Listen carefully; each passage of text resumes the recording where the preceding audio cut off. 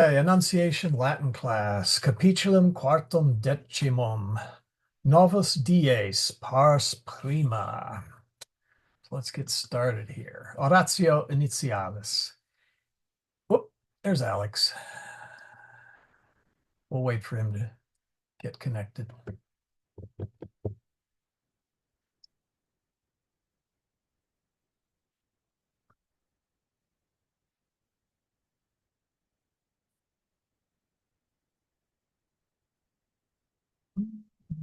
Come on. I think he needs to beat his electrons harder or something.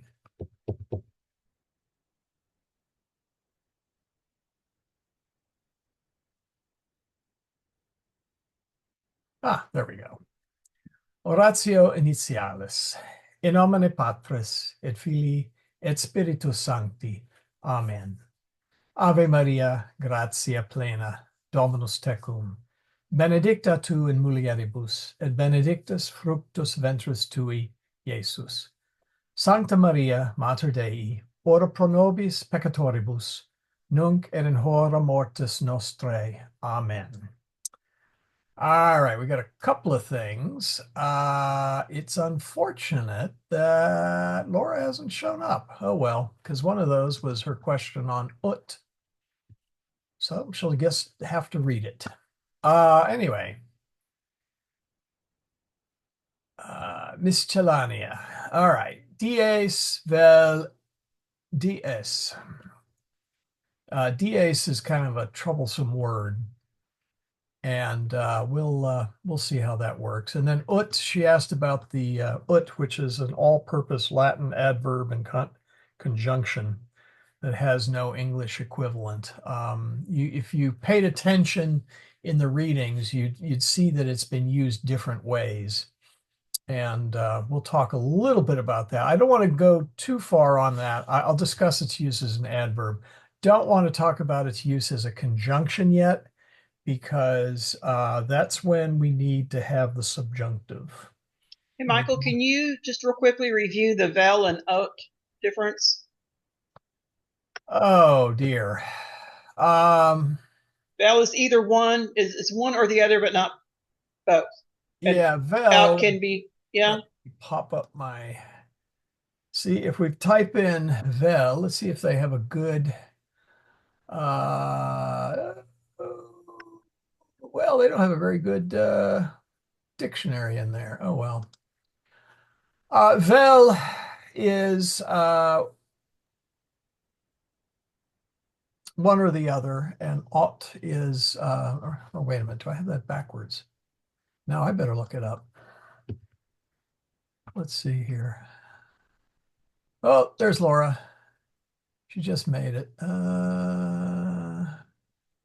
Okay. Doesn't one of them mean that it can be one or the other, but the other one means it has to be one?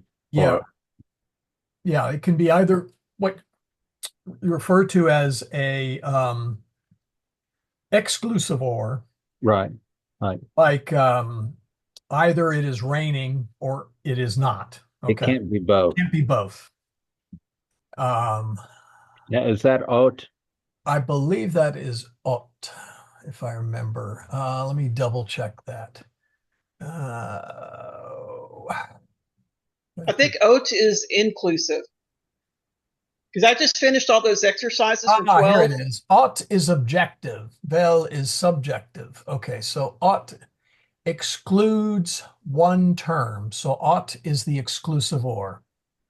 Vel, on the other hand, makes the two indifferent, meaning it can be, oh boy, is it One or raining both. out or is it hot out? Around here, it can be both. All right. Well, you could say something like the weather is so fickle in some places in the United States. It's either hot or it's cold. Yeah, you could say that. Yeah. Yeah, that would work. Since some places it would be one and other places it would be the other. Yeah. Okay. Hold on just a second here. I need to mute myself. Let's see if I can do this.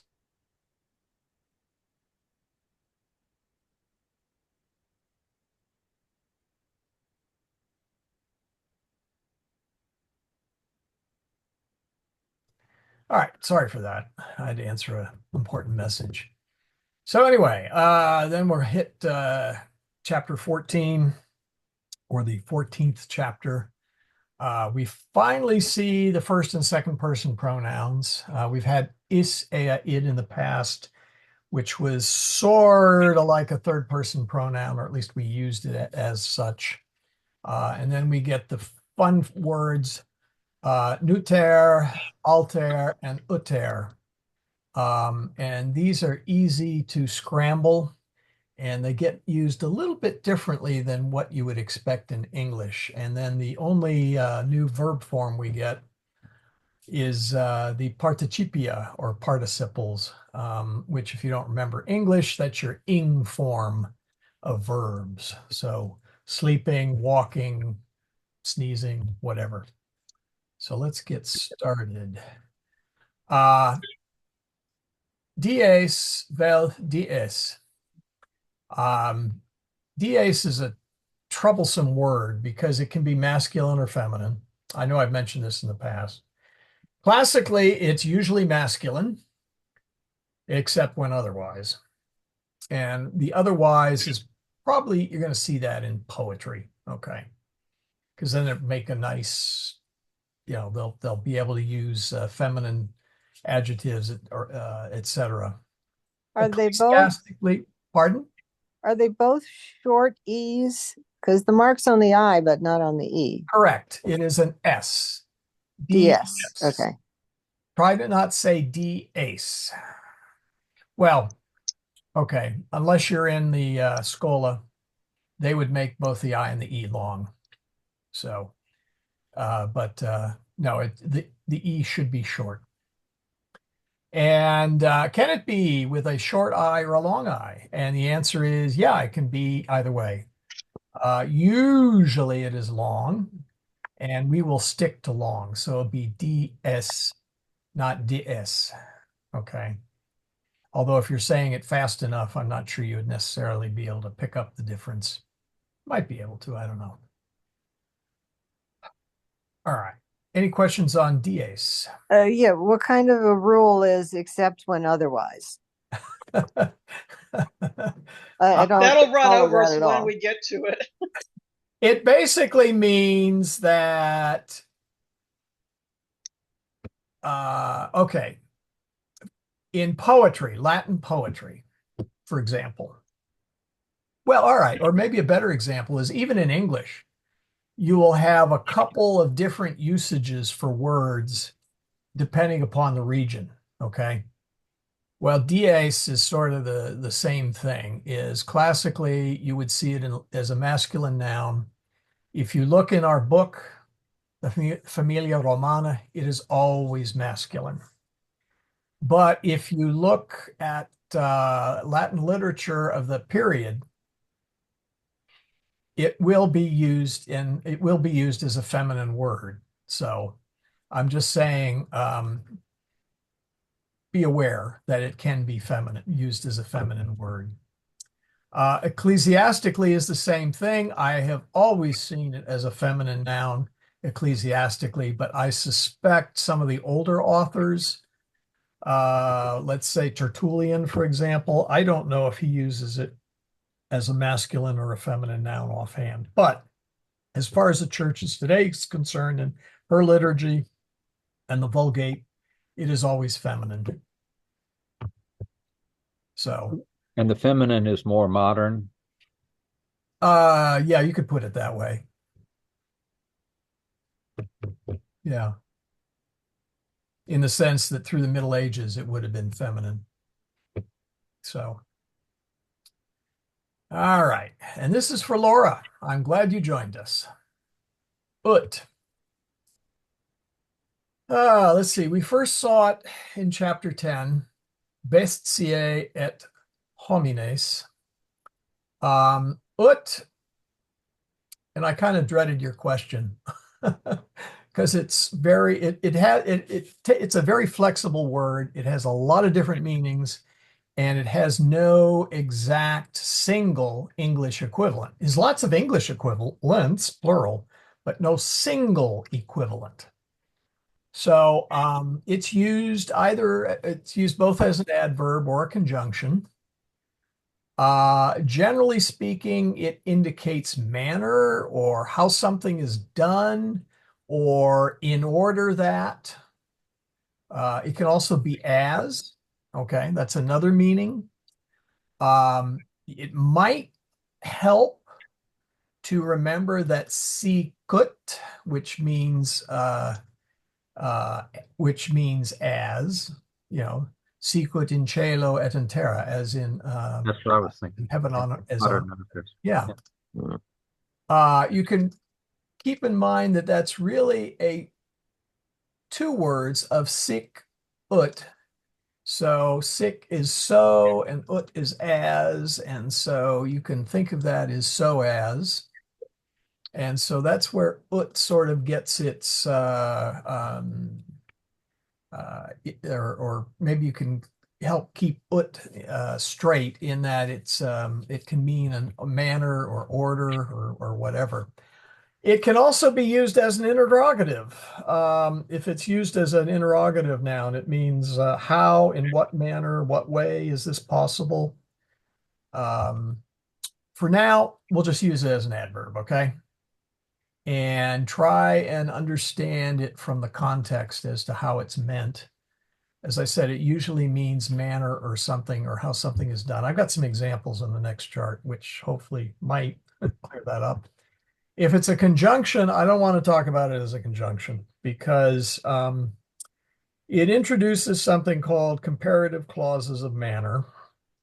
And that's when you got to start using the subjunctive. And that's as far as I'm going to say about that, because that is that is a very broad subject. And I hope we get to the subjunctive anyway. Hope everybody is able to hang in there. But for examples, quis ut Deus, who is like God, or who is in the same manner as God. That's Saint Michael the Archangel. You'll often see his a banner or a shield or something. That's what Michael means in Hebrew, actually. And we did see it in what did I say? Chapter 10? Yeah, chapter 10. Oculi lupi in umbra lucent, ut gemme et dentes ut margaritiae.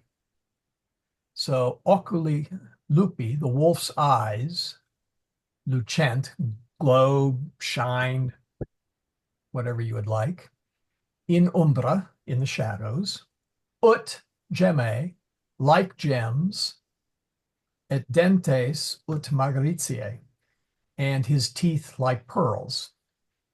Okay. You could also perhaps translate that in the manner of gems and his teeth in the manner of pearls. I did say manner, manner or how, but let's face it, you'd never say that in English. You would say like, okay? Mercurius autem ut avis volare potest. However, Mercury, in order to be able to fly like a bird, ut avis volare potest, see, how something is done, or in order that, or manner, in pedibus et in petasso eius ale sunt. So has wings on his feet and his hat. So there's a couple examples of usage of it. Michael? Yeah. Does that happen often that you have that construction with autem and ut right after it? Because it just seems like that when you have the word, however, that sort of tells you that Yeah, part of that is I pulled that out of a paragraph from the Familia Romana. And so really the Mercurius Autem, they were talking about other gods. I'd have to go back and get the exact line. The Autem is a sort of like a conjunction, often translated as however, but we always put the however first. Autem is in all, I think it's always second or almost always second order word. So I wouldn't say that autem ut is a common set of words. It just, because of the context of the continuing thought of the paragraph where they were contrasting some of the gods, they put an autem in there. Does that make sense?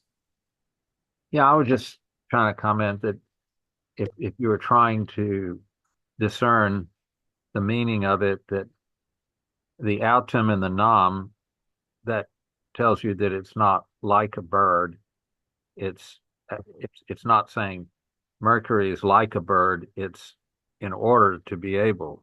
Yeah, and part of it here, it's not so much the autem here, but notice avis volare potest. So able to fly like a bird. Okay. So the ut here is not a like gem. Well,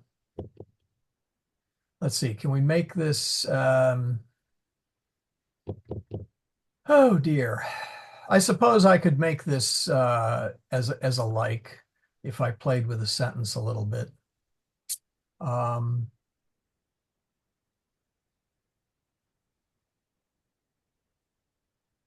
yeah. Okay. I suppose I could even maybe get rid of the in order. Well, maybe Are you I, sure I, that the oot doesn't okay, how do you know that the oot corresponds to the volare and not the avis? How could it not be like Mercurius, however, like a bird, in order to fly or something? I don't know. Did you get what I'm asking?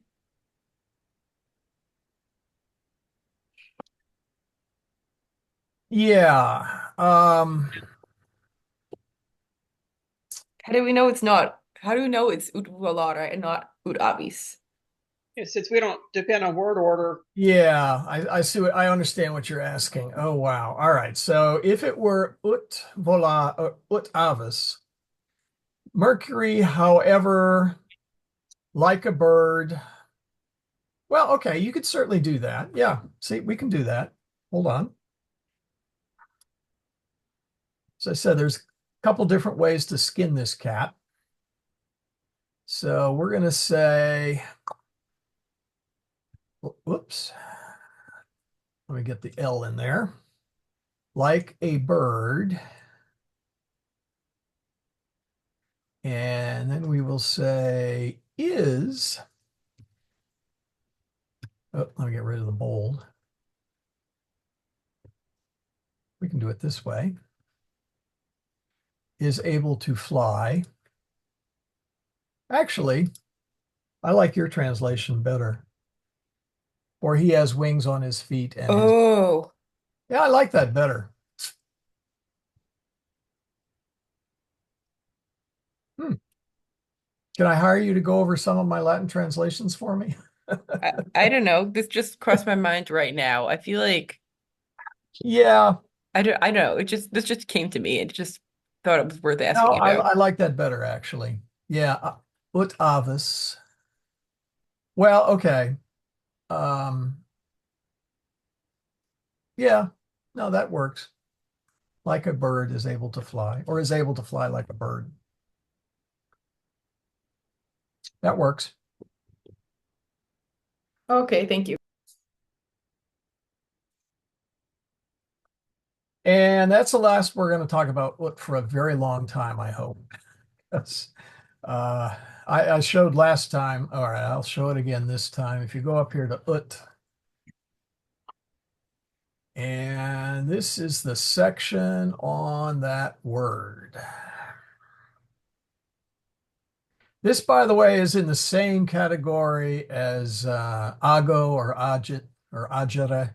good grief. Yeah. In fact, this one's really worse. It's going to be on our final exam. Yeah, this will be in the final exam here. Actually, to tell you the truth, I need to go back and review all of it. I think I'm going to be out sick on the final exam day. I may get sick making the final exam. Anyway, all right. Let's get started. Yeah, that's as far as I want to go there. Let's get started on. All right. Now, I happen to have here, where'd it go? There we go. This is a PDF. I was kind of annoyed by and I'm going to write them on this. The first, okay, Lexio Prima versus Unus 302.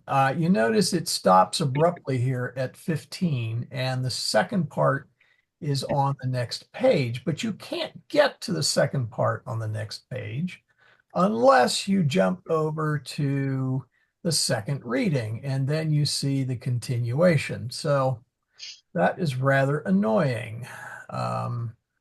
So what I've done, I happen to have a PDF of the Familia Romana. So let me bring it up here. So what we'll do is we'll work from this one just because it'll be easier. And I want to kind of break this part down a bit. There's not a lot of new grammar here, but it's put together in ways that are more complicated than we normally have. This is definitely not a Britannia Insula Est chapter.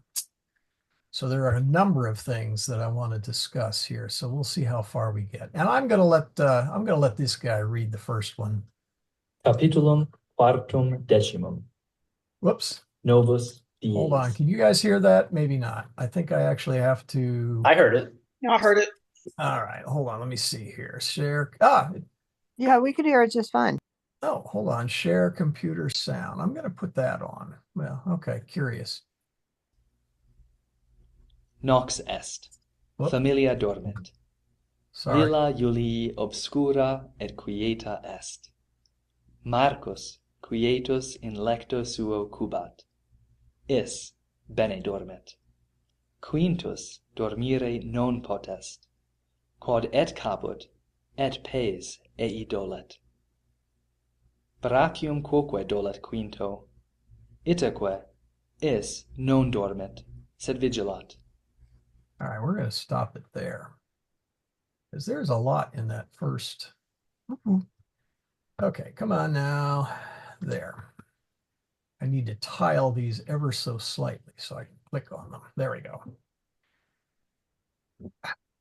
All right.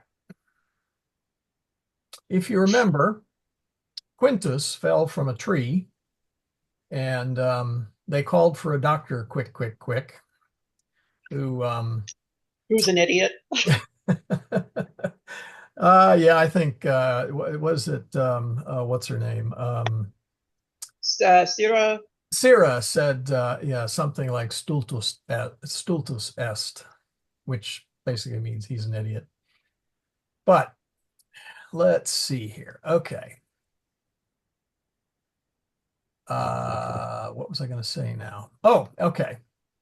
Quintus dormire non potest. Quintus cannot sleep. Quod? Because et caput et pes ei dolet. Because both his head and his foot hurt. Okay. Brachium quoque dolet quinto. Literally, the shoulder also hurts Quintus. Doesn't that mean arm also? Did I say shoulder? I meant arm. Thank you. Okay. Shoulder. Itaque is non dormit, sed vigilat. So he does not sleep, but is awake.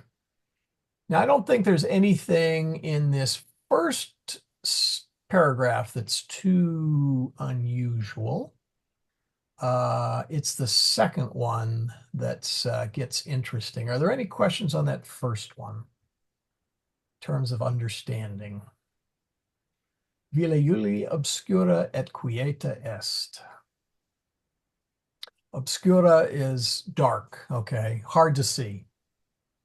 We get the word obscure from it, so we tend to think of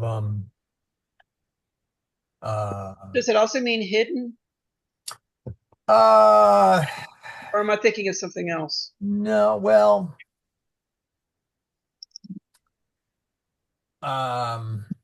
it can mean hidden.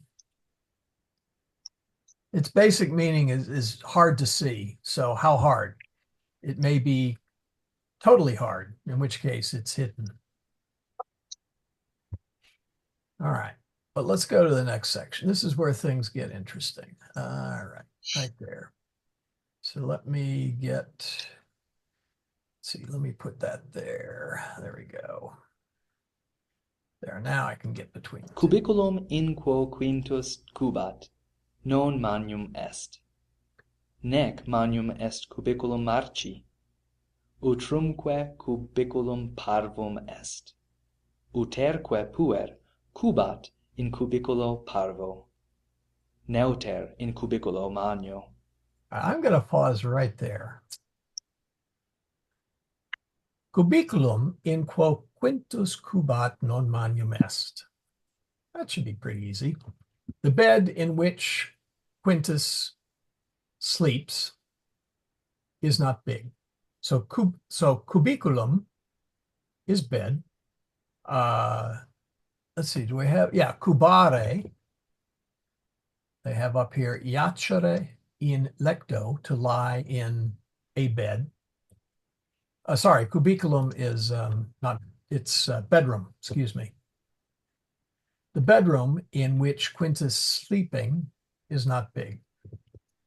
Nec magnum est cubiculum Marci, nor is the bedroom or Marcus's bedroom.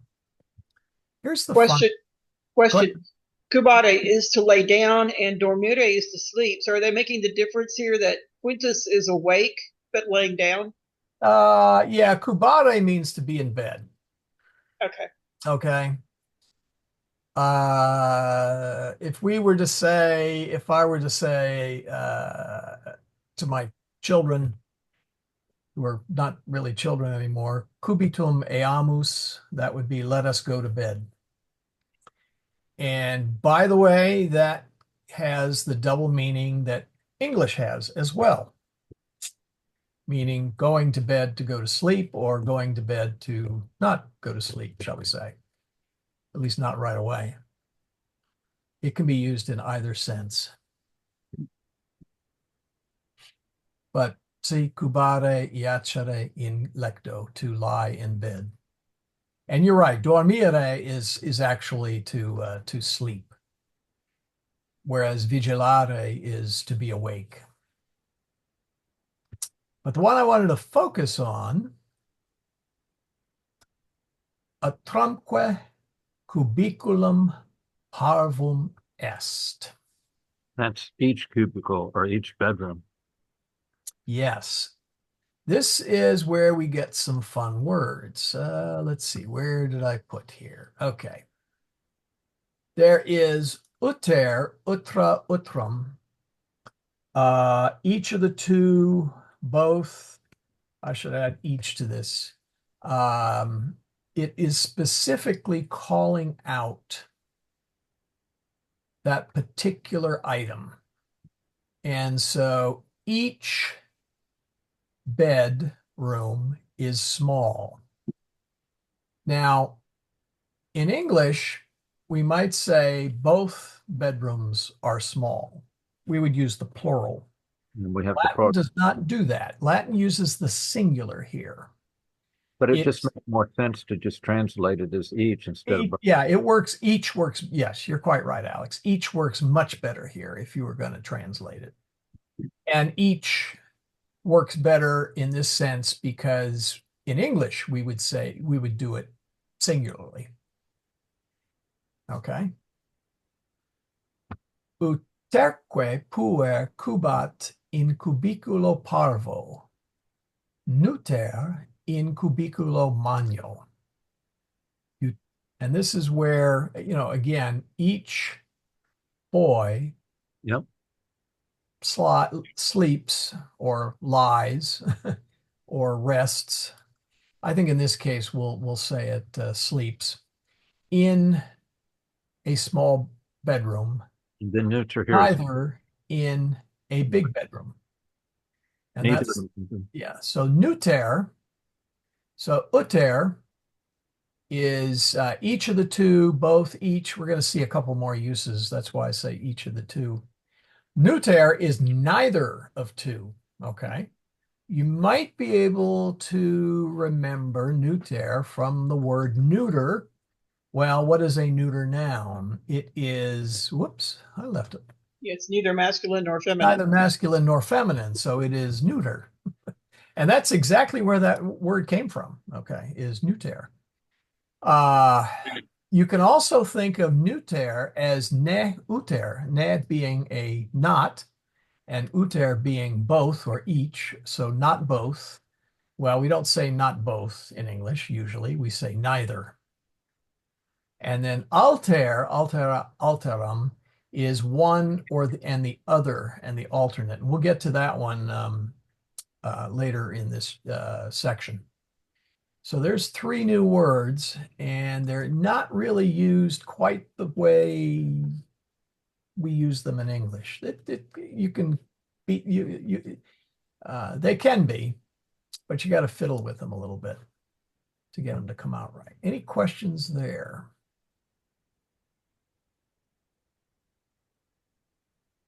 Yeah. Here's another example. Uterque puer quietus est. Nuter puer se movit. So each boy is quiet. Neither boy is moving, stirring. You might say stirring. Pardon? You might say stirring. Stirring, yeah, is probably a better use of that word. Okay. So let's continue on. Let me get the, okay, where is it? Come on, there we go. Neutrum cubiculum magnum est. Uterque puer quietus est. Neuter puer se movet. Alter puer dormit. Alter vigilat. Okay, now this, I have a quick question. Since like the narrator is kind of like third person there, right? right? Doesn't the use of the reflexive pronoun there say is that like natural in Latin? But that seems kind of awkward. Like neither boy moves themselves, but I think it would be way more like less awkward just say neither boy's moving, right?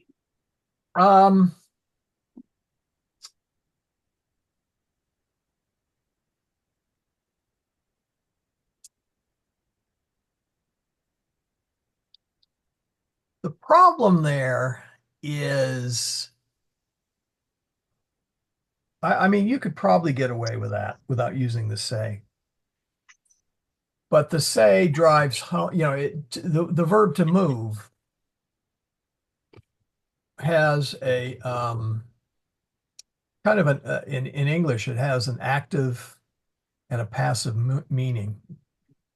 And it's a little subtle. For example, if I said, I move the bed or the book or the computer, the focus there, or there's a direct object there, in which case it's an active voice verb. If I say, I am moving, or I am moving the book, if I just say I am moving, now the focus is back to me as the subject.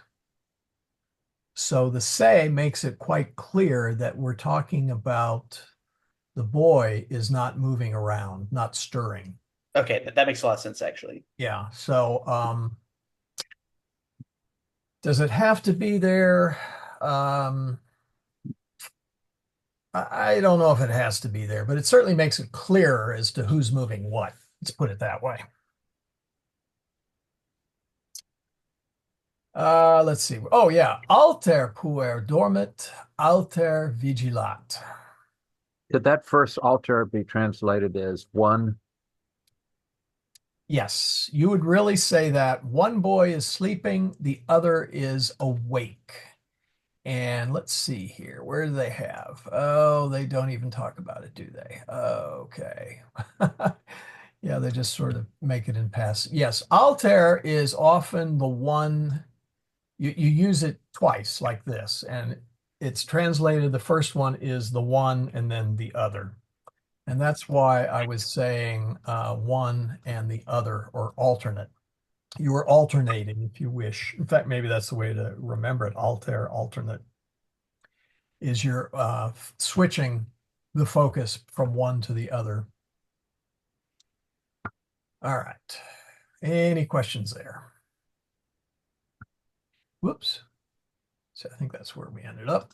Let me start. Alter e duobus pueris valet, alter e grotat, uter puer. Let me stop that here. Alter e duobus pueris valet, alter e grotat.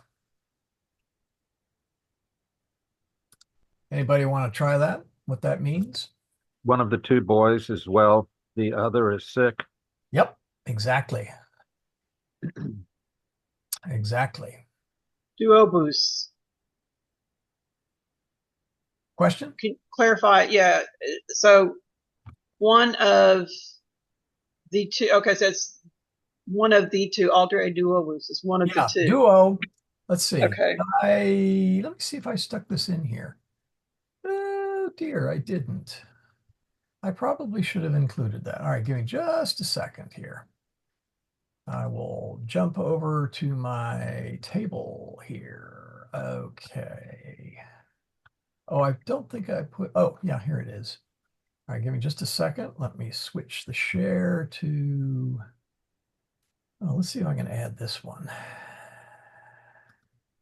Ooh, okay. How many? I have 6 windows. Okay. There we go. Let me size this up a little. All right. Conjugation. Let's try that again. Declension for duo. Well, we've seen it in this form, duo, dua, duo. In fact, this is the giant table of numbers that I had a couple lessons back. So unus, una unum, one. Primus, first. We won't worry about the distributive form. Duo, duae, duo. 2, tres, tria, and then quatuor, quinque, sex, septem, etc. Okay, so the BOS ending is because it is Yeah, an it's ablative. not, yeah. First off, it Okay. only exists in the plural. Okay, you cannot have a singular.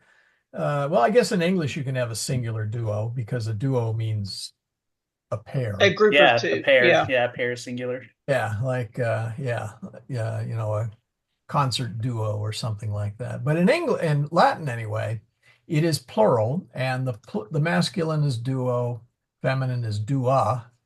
No big deal. Now, if technically you would, if it were a pure first, second declension adjective, then you would say something like duo, due, but that's not what it is. It's duo, dua, duo. Duorum, which is the genitive. Whoop, sorry about that. Duorum and duorum, those are the regular genitive plurals that you would expect. The ones that throw you for the loop, though, is the duobus, duabus, and duobus. Kind of like the third declension, okay? So this thing kind of sits between the first, second, and third declension, because if you remember the ibus for a lot of the third declension nouns. Trace is similar to a third declension I stem. Trace, trium, tribus, tribus, and then the accusative, curiously, is trace, and sometimes you'll see tris in some writings, and tria. So they are not super regular, but they're not super irregular either. So if you see a bus in there, a bus, then that is probably a dative or ablative form of the verb in particular. Okay, made more sense. It just At least, unless of course it's a second declension noun. I can't think of one that ends in bus offhand. I'm sure there is one, but anyway, let's see here. Where was I? All right, go back to here. Whoop, and then there. Okay. Whoop. I want the other one. Oh, here, I want to, oh, I gotta close that window. There we go. All right. Yep, all right. Uter puer egrotat, Marcus ne an quintus.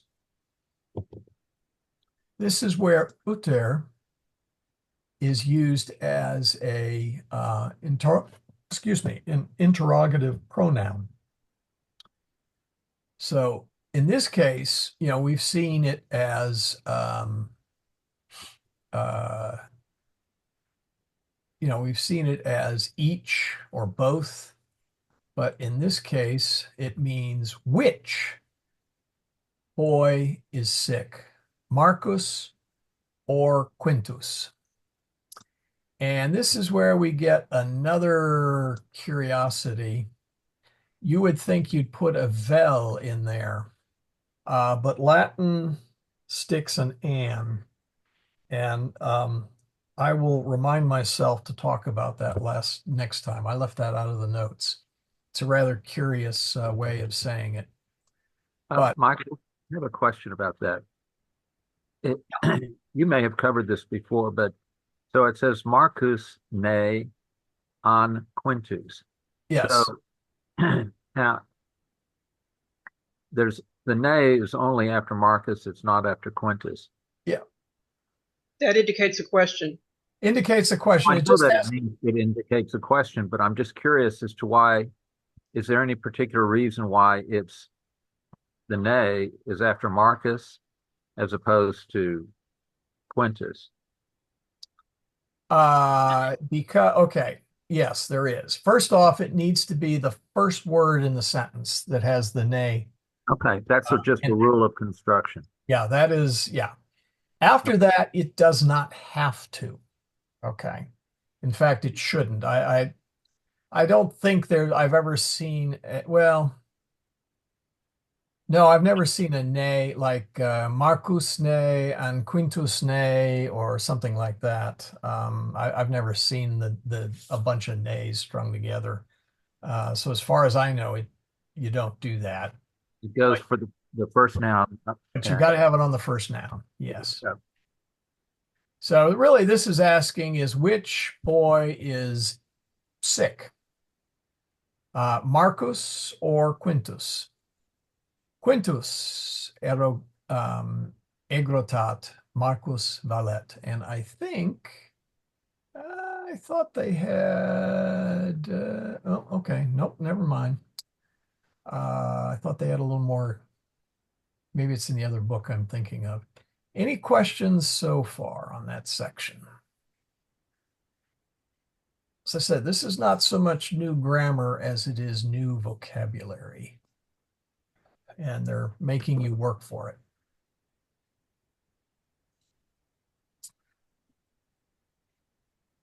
Okay, we'll go on. All right, now let's see if I can get this to sync. Let's see where we are. Egrotat.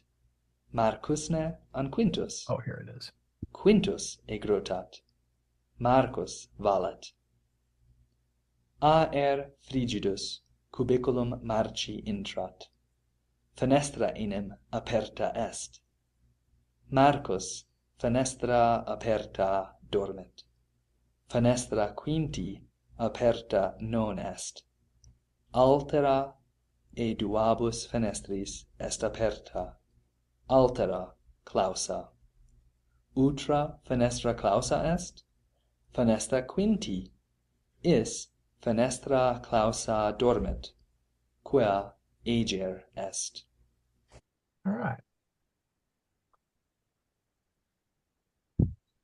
couple things. Okay. Aer is air.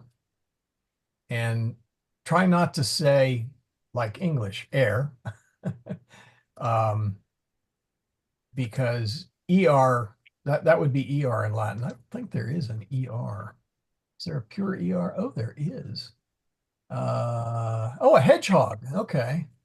Yeah, you don't want to make him into a hedgehog. I didn't realize air alone is a hedgehog. Okay. See, even I learned something from this stuff. You want to say aer. Both vowels are long.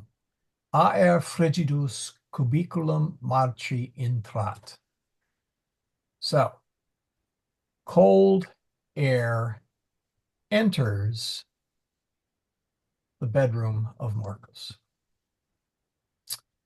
Fenestra enim aperta est. Anybody His want window is open. His window is open. That is where we get the word defenestration. Yes. Yes, fenestra. And if I recall, that is also the word for window in a number of European languages. I think German uses it, but Spanish too, or Italian. I was trying to learn both of those on Duolingo for a while, and that rings a bell. So yeah. I don't recommend learning Spanish and Italian at the same time because no, but I was planning a trip to Italy yeah. sometime after I was trying to learn Spanish. So not at the same time. Yeah. So Marcus fenestra aperta dormit. Marcus sleeps with an open window. Okay. This is again the ablative of manner, ablative of instrument. You know, as I've said in the past before, the ablative form is generally how the verb was carried out. You don't happen to have some kind of like chart or something in all the different ways the ablative can be used without a preposition, do you? No, I don't.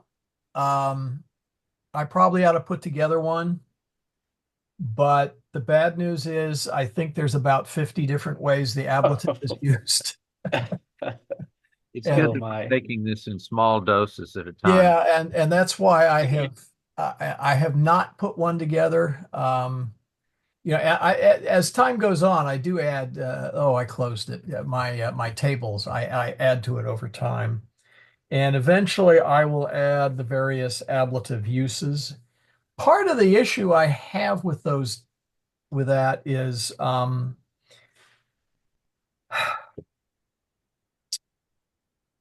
if you realize that the ablative is how the verb is carried out,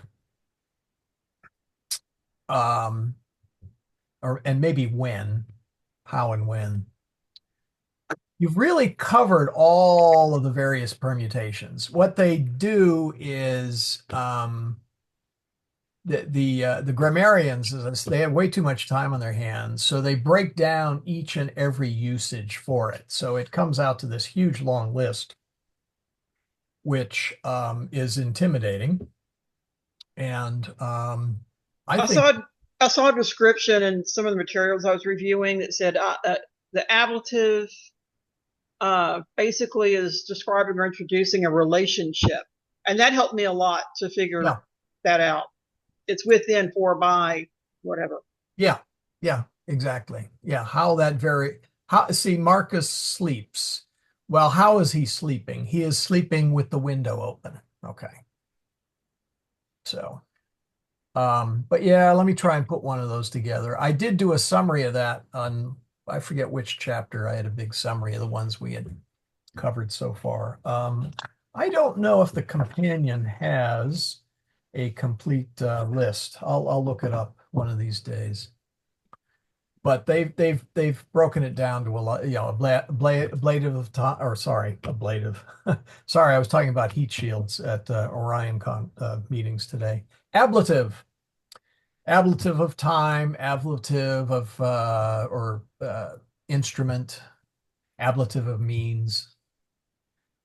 They all work pretty much the same. Anyway, fenestra quinti aperta non est. Okay. And now we have the altera. E duabus fenestris est aperta. Altera clausa. So fenestra is feminine. So one of the two windows, okay, est aperta, the other is closed. And now we have this rather curious e duabus fenestris. E is what? X, right? See, do they talk about this at all? Oh, they don't. Oh, all right. Well,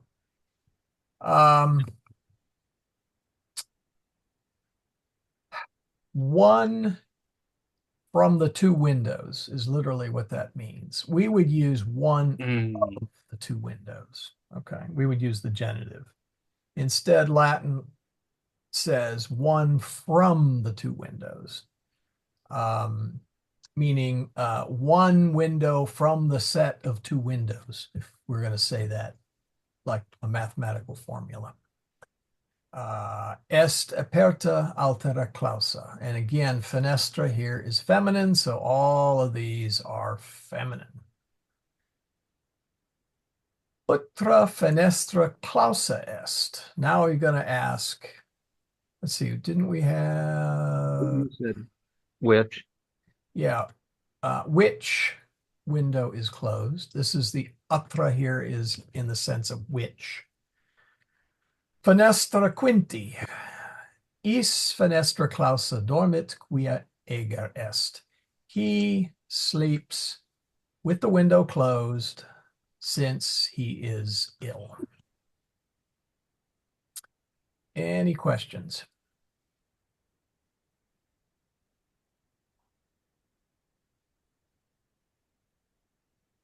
Okay.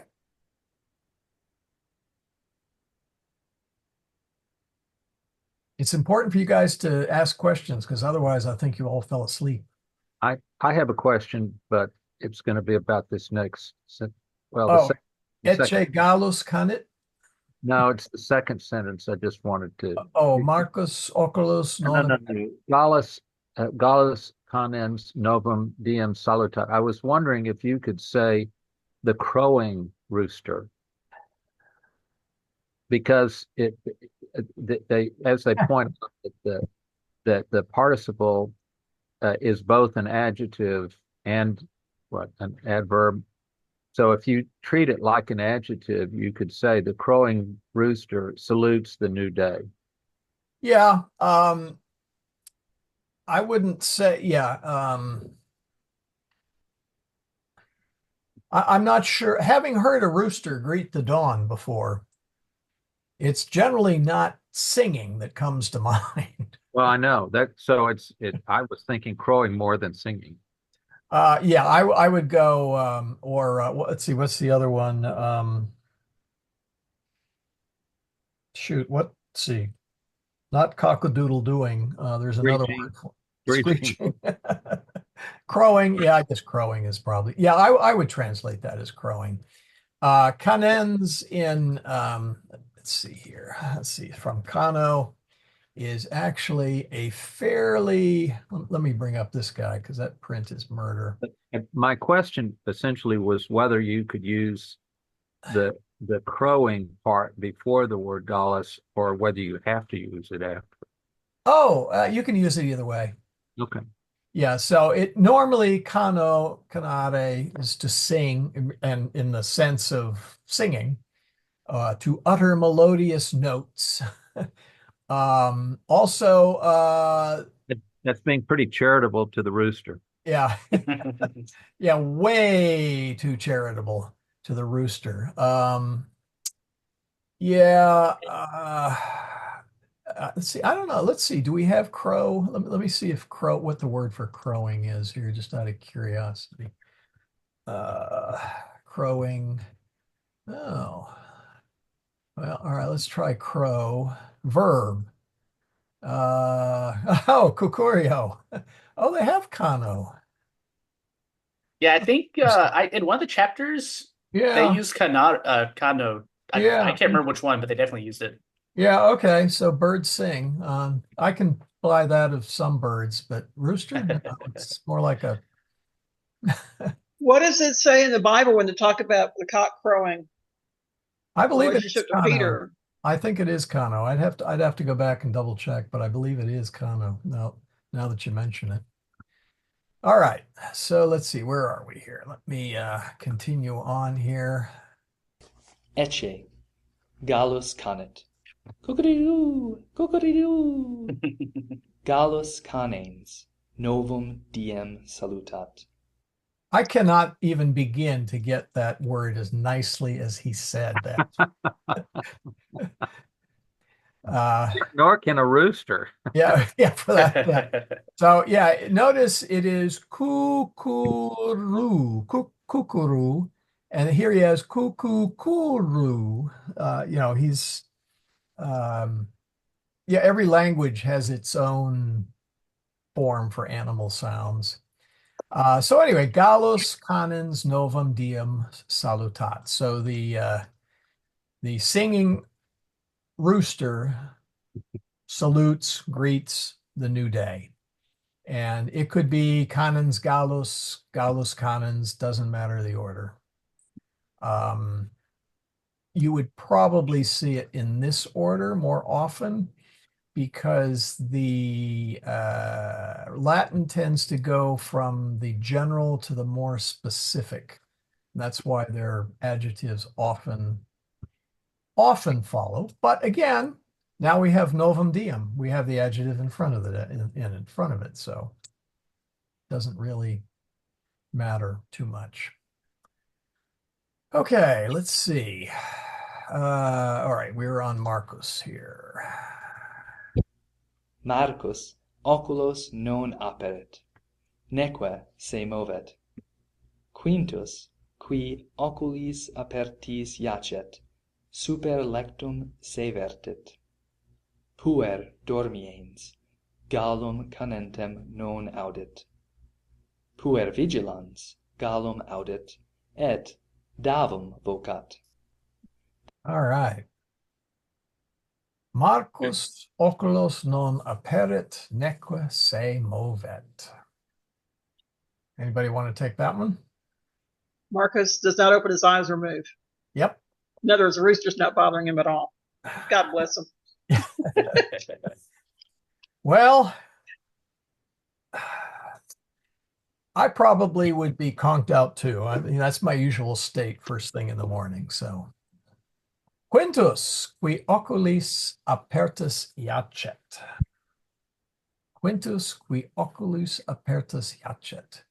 Quintus lays or is lying with his eyes open upon, vertit would be vertical. Sitting up would probably be a better way of translating it in this case. On the bed. Davus cubiculum intrans, interrogat. Oops. Sorry, that's why I went all the way to the end there. Puer dormiens gallum canentem non audit. Now, this is where we actually get the participles. Okay. So let me hop over to participles, or participia. All right. That is simply the participle form of the verb. Okay. In English, it would be the ing form. So, running, jumping, sleeping, sneezing, talking, etc. It's formed from the vowel of the conjugation and with an NS for the nominative and NTS for the genitive. And it's ooh, shame on me. Declension. There we go. Whoop. Typo. Yeah, there we go. And it's declined like the third declension. So I think we've had amo, amare, I love, to love. I'm putting in the perfect form and then the past participle, as that's referred to, because eventually we're going to get to that. But amo, amare, you should be familiar with. So if I wanted to convert that into a participle, I would say amans, amantis. So I take the vowel, which is a long A, because this is first conjugation. And I have amans, amantis, okay? And let's see. Yeah, I think I've got the vowels right on all of this. It's somewhat curious that in this form it is a long E, but in this form it is a short E. I'm pretty sure I have that right across the board for the first and second. And then oh, I didn't put, sorry, I left out audiens, audientis. Sorry about that. There. Between the two participle forms. Oh, you mean the amatus and the amans, Laura? The amantis?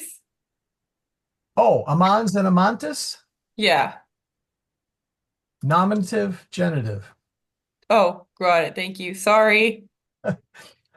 I was about to preface that. You're going to feel kind of dumb when I give you the answer. But the No. pure Yeah, part, that makes a lot of sense. Thanks. Yeah. I've gone to well, even in the book, if you go to the book, they will do this. They have been doing it actually. Oh, yeah, and I just reread the first bullet point that said like what the third declension. Yeah, okay, it makes a lot of sense. Yeah. Sorry. That is the nominative, that is the genitive form. Okay. Sorry, that makes a lot of sense. I don't know why that didn't register. Well, if you had a day like I had, I wouldn't blame you. I had a 5-hour meeting before class, and let me tell you, oh, ouch. That'll Yeah. leave a mark. that required coffee. There was no way I was going to make it through. But now, isn't the pure form of the participle armade, meaning to love? Whereas amans would mean No, I. okay, that's the infinitive. Amad, Infinitive. Oh, okay, infinitive. I'm sorry. yeah, this is the present indicative first person. This is the infinitive. This is the perfect form or the past form.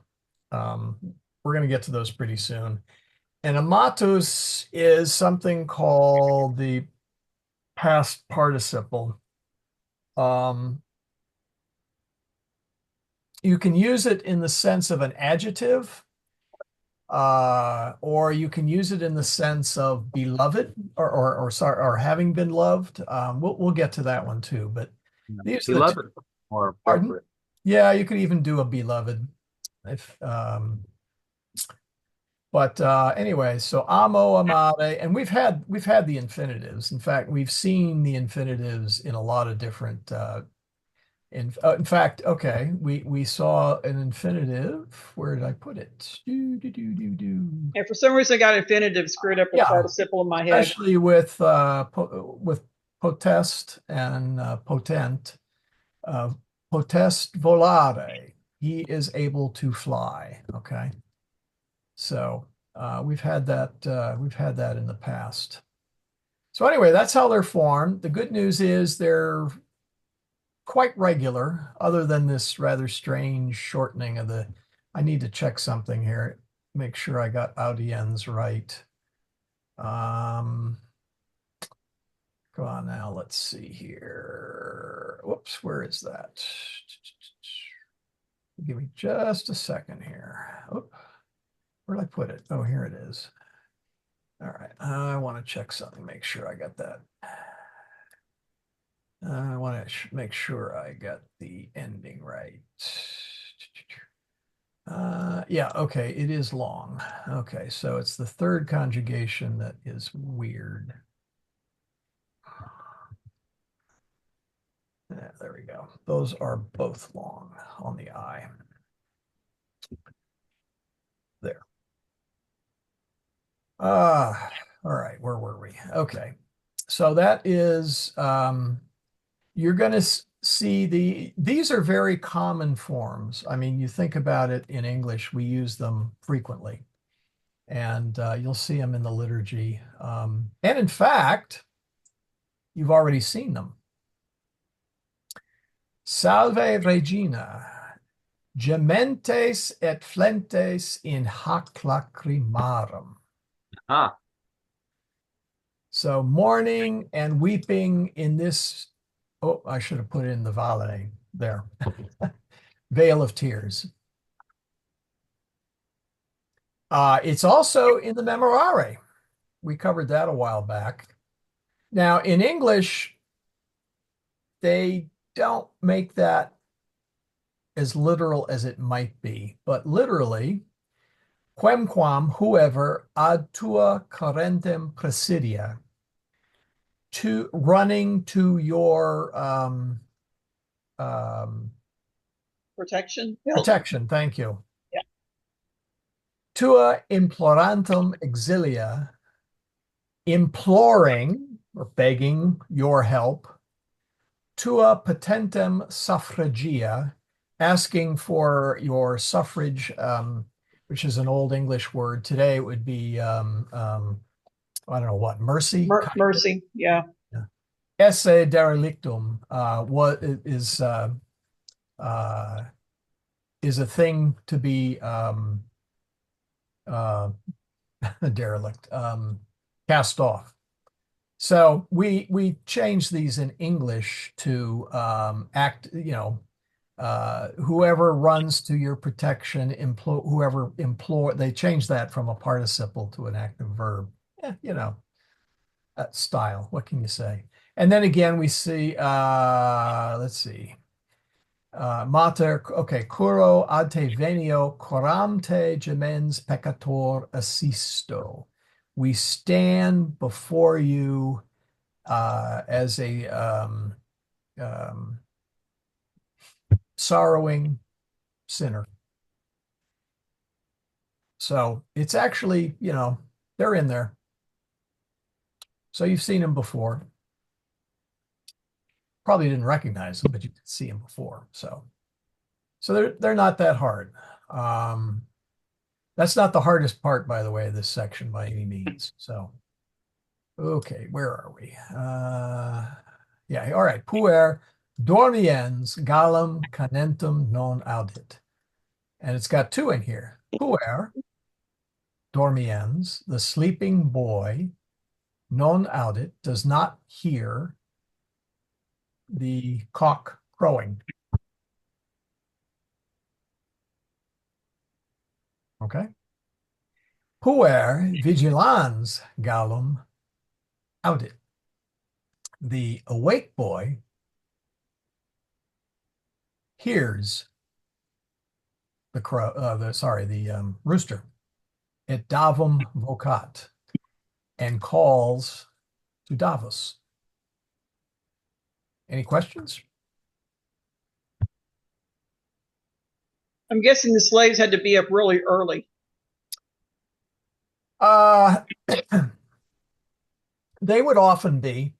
I mean, it depends on what their function was, okay? I think the book said that Marcus was supposed to get him ready and Davos was supposed to take him to school. Yeah. Oh, you're getting ahead. No, sorry. But yes, that's what we're going to see in the rest of the Well, no, it actually has this commentary at the back of the companions about that. Oh, yeah, I'm sure it does. Yeah, no, I'm sure it does. Well, I'm saying it's in. Yeah, we will see that Marcus faciem lavit. Marcus washes his face. He puts on his clothes, and we'll talk about that later.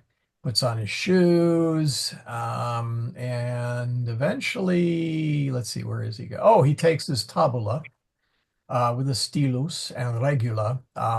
This was a common device for taking notes. It was a tablet, two wooden panels that have slightly carved out centers, and wax was poured in there, and then you had a stylus, a stylus that you would write with. And that was a very common form of taking notes, writing things down, all sorts of things. And so basically he's getting his notebook ready. And So when they filled it in, would they just remelt the wax and do it over? When you Yeah. start over? Okay. Yeah. Yeah. I actually have one of those. Jenny gave it to me for Christmas. It's rather neat. Does take a certain amount of practice to, it's not the same as writing. I mean, you do things differently because you have that soft wax. So it was kind of an interesting, I'm still working on it. Because obviously I'm used to pen and paper. Anyway, so where were we? Here we go. So we'll go up to there. Commodus se habet pes tuus hodie. Quintus respondet. Pes male se habet, nec pes tantum, sed etiam caput et brachium dolet. O quam longa nox est, sed iam mane est, nam gallus canet. Da mihi aquam dave. Davus. There we go. So pes male se habet. My foot hurts. Yeah, my foot hurts. Now it literally means My foot has pain. Or yes, my foot That's bad. has itself badly, which you wouldn't really translate it that way into English, but that's literally what it means, meaning your foot has badness. But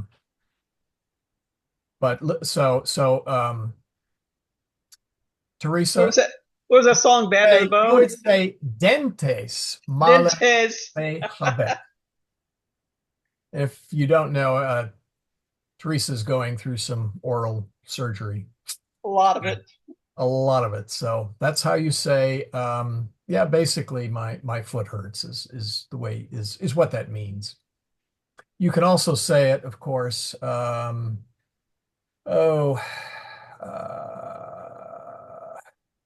Yeah, you can also say caput et brachium dolet. So you could say pes dolet as well.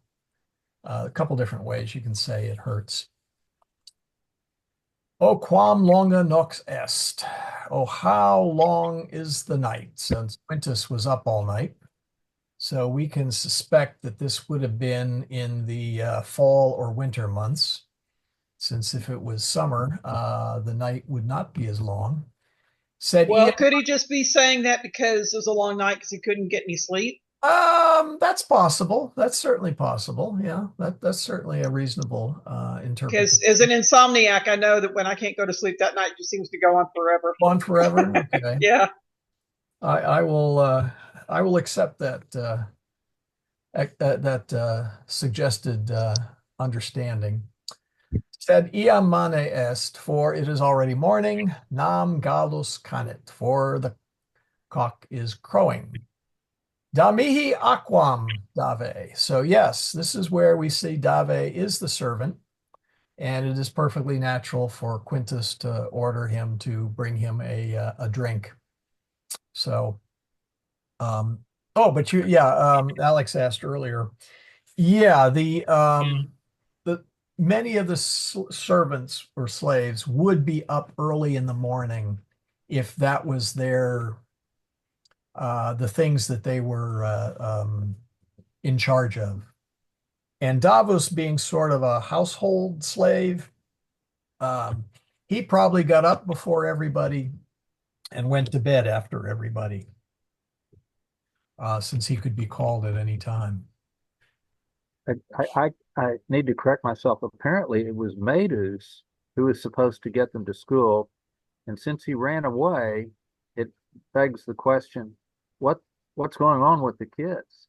Yes. If Medus has run away, he's not taking. Yeah. In fact, later on, Davos. All right, where is it? Mark. All right, where'd it go? Where is Medus? Medus. He's in here someplace. Marcos Damihi. Well, he's in the story. He's not in the house. Yeah, no, I'm trying to remember exactly where. Oh, yeah, here we go. Sed cur non venit medus, inquit Marcus. Says Marcus. Yeah, so we'll find. And by the way, we come back to Medus. In fact, Medus and Lydia. Sorry, Lydia. We will see them in future chapters. I don't think it's this one. Let me see which one it is I think now. the author is toying with us. Oh, it's okay. We don't see it in the next chapter. That's Magister et Discipuli. That's when Marcus is at school.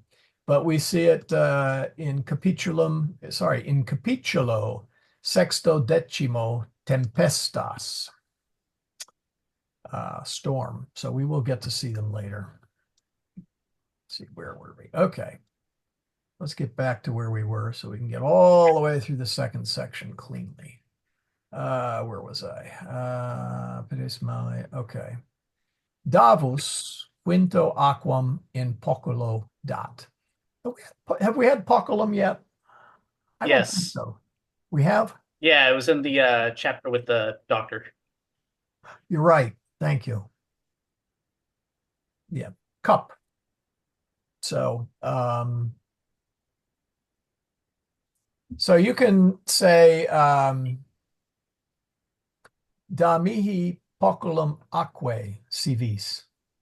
Give me a cup of water, please. So maybe the next time, you're eating or something, you can kind of just throw that at people while you're at the dinner table. And of course, it can be poculum vinae, poculum aquae, whatever suits your fancy. Anyway, Davos quinto aquam in poculo dat, puer aquam bibit. The boy drinks the water. Servus puerum bibentum aspicit. There's another one of those participles. The servant sees the boy drinking. And that is the end of the first section. And we got 7 minutes to go. So we'll just stop there. Any questions? So I'm really glad you went through it because there's a lot of new stuff that, I'm behind. I'm trying to catch up. I would not have been able to figure that out. Yeah, there's only a handful of new grammar, but there's a lot of meat on the bone, so to speak, in terms of building up bigger sentences. So, yeah. That's why I took some time to go through this one. And what I might do for the next one is I may do my question and answers. I haven't done that in a long time. So something like, quis in lecto est? Who's in bed? Quis dolet? Who is hurting? Quis non dolet? Who is not hurting? So we can begin thinking a little bit in Latin. So I'll think about it. I don't know. Michael? Yes. Just one quick question. You may have said this, but I just didn't hear it. That line 25, quomodo se habet pes tuus hodie, is the se habet equivalent to doing, like how is your foot doing today? The way we would translate something. Yeah, that would be a good, that would be a good way of translating it. Okay. Yeah. And quomodo, by the way, is how. Right. Now, quo, which is the all-purpose interrogative, and modo, this is ablative. So that literally means oh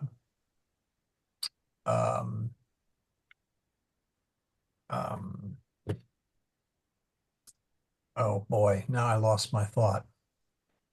The mode is how something happens, or Well, yeah, by which mode, or by which circumstances. In the best way to translate it that is how, but you can or by what mode. Yeah, maybe that's way way of putting it. By what mode is your foot? Sounds like something from a computer. Oh, you're in the wrong mode. But yeah, Quomodo is how. Yeah, I have a question. Quasimodo. Quasimodo, does that tie in to any Latin? Oh yeah, Quasimodo is the first word of the introit for Easter. Or is it the week after Easter? Ooh, now I don't The remember. week after. The week after. Week after. No, it's week after. That's right. And the reason Quasimodo was named that was because that was the day he was born, was on Oh, Sunday. okay. And Quasimodo, oh boy, let's see. And it was considered bad luck to be born on a holy day, wasn't it? I don't think so. Let's see.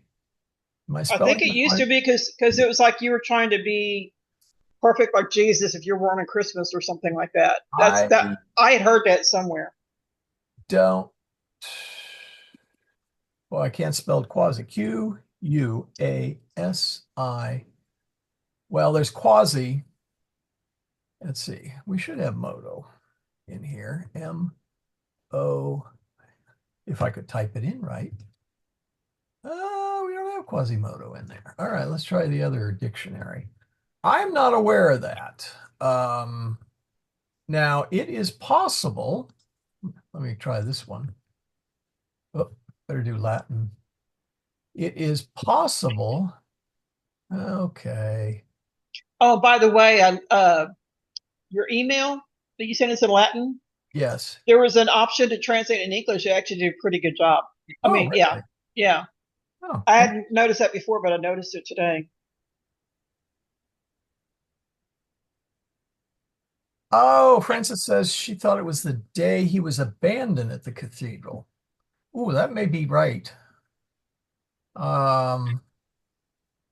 Yeah, because he was abandoned at the cathedral. Maybe that's where he got the name. But anyway, it is the first it's for the introit there. Let me pop up. Okay. We'll go ahead and Quasimodo. This sounds like a Trivial Pursuit question. It is, yeah. Yes, Quasimodo Sunday. Yeah. Okay. Well, they don't talk about how does it, oh, here for other uses. Magazine, comics, Disney, music venue. Oh, hip hop producer. Okay, I did not know that. All right. Shows you how much I know about hip hop. Anyway, Not a not that. let's see. Takes your character who's born with a hunchback. Yeah. Feared by but find sanctuary. Okay. Well, they don't even say.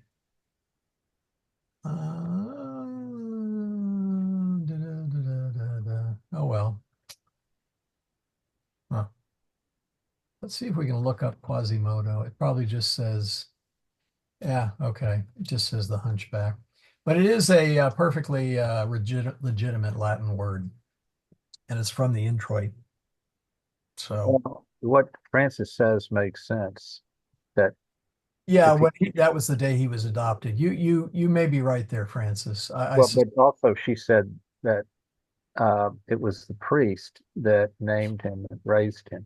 Yes. And the priest would have been more familiar with that term than someone who is not as Yeah. well. Yeah. And also that was the day he was found. So, Little Sunday, Quasimodo. Oh, I'd have to look up the whole introit. It's been too long.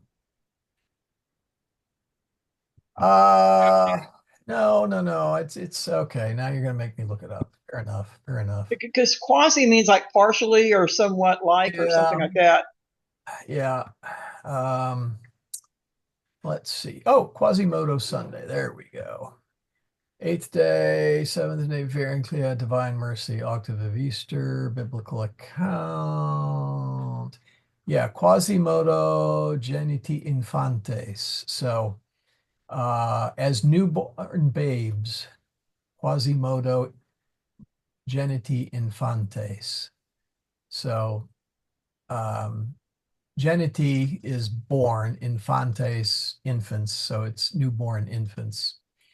So, so that's really what Quasimodo itself just means in such a fashion. So, but the whole thing is like newborn babes. So I don't think it's Little Sunday or False Sunday. Now, okay, now the second Sunday after Easter does have a couple of different names. Let's see here. It's also known as Low Sunday. So maybe that's where they get the Little Sunday is since Easter is the high celebration, then that Sunday, which closes off the end of the octave, is of lower rank than Easter. In fact, just about everything is lower rank. Yeah, I was just going to say. So, and Easter, of course, is a solemnity. So maybe that's where they came up with the idea of Little Sunday. I could buy that. But the word itself doesn't mean that. It's like newborn babes, Quasimodo Genitis Infantes. And let's Well, that was see. an Oh, yeah, interesting First rabbit and hole Second anyway. Peter. Yeah, there it is. Pardon? It was an interesting rabbit hole to go down. Yes. Well, a nice one. Anyway, you should, if you're learning Latin, you should have some fun. Okay, that's my attitude. All right. Any other questions? Because it's time to kind of wrap up. Oh, okay. So try and do the homework. I will say this, if you do the part that I grade, I'm no longer looking for the macrons, just because I think you've got the hang, well, you've been exposed to them, you know how to pronounce. If you miss one, well, then I'm not going to count off for it anymore. Unless there's some reason for me to, do so. But generally I don't. So if you want to try those, go right ahead. Of course, if you're doing the computer graded ones, you got to have the macrons. So I wish there was a way to turn that off for the moment.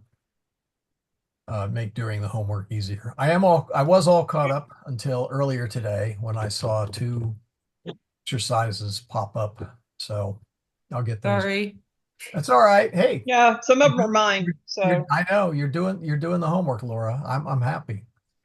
Next class will be next week, August 29th. I don't think there's anything interfering with August 29th, not that I can think of anyway. And we'll go on to part 2. So that's where we are. Any last minute questions on the text or previous 13 chapters? Okay. Then let's finish up with the oratio finalis. I will mute everybody. Oratio finalis. In nomine Patris, et Filii, et Spiritus Sancti. Amen. Pater noster, qui es in celis, sanctificetur nomen tuum. Adveniat regnum tuum. Fiat voluntas tua, sicut in cielo et in terra. Panem nostrum quotidianum da nobis hodie, et dimite nobis debita nostra, sicut et nos dimitimus debitoribus nostris, et ne nos inducas in tentationem, sed libera nos a malo. And with that, that is the official end. I will stop the recording here.